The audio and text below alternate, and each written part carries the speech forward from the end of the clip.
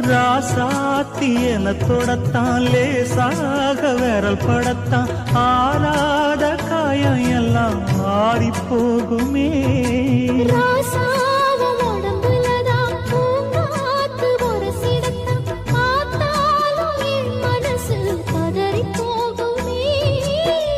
சாமியுண்டு காவலுக்கு அச்சப்பட தேவையில்லை.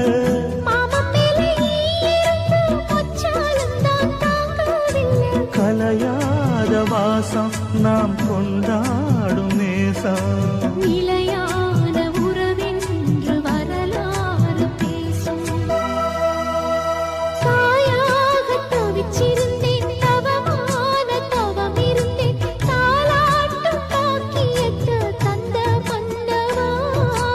நான் தான் தல பிரசவம் நலமாக தினம் தினமும் ஆத்தா